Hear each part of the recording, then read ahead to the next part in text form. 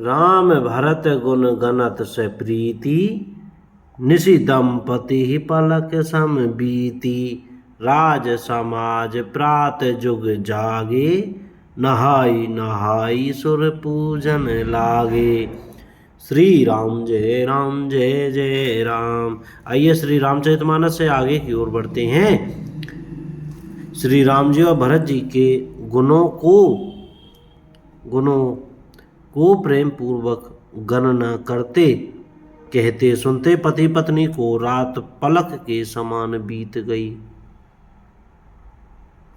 प्रातःकाल दोनों राज समाज जागे और नहा नहाकर देवताओं की पूजा करने लगे। श्री रघुनाथ जी स्नान करके गुरु वशिष्ठ जी के पास गए और चरणों की वंदना करके उनका रुख पाकर बोले, हे नाथ, भरत अवधपुरवासी तथा माताएं सब सुख से व्याकुल और वनवास से दुखी हैं।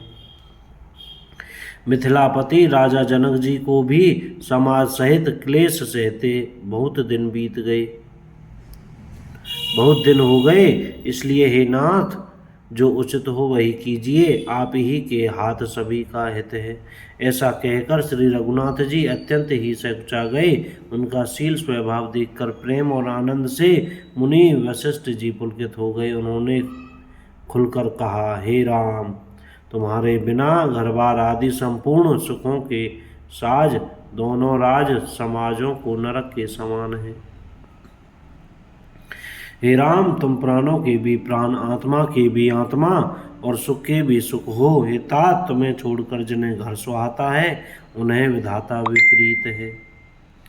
जहाँ श्री राम के चरण कमलों में प्रेम नहीं है वह सुख कर्म और धर्म जल जाए।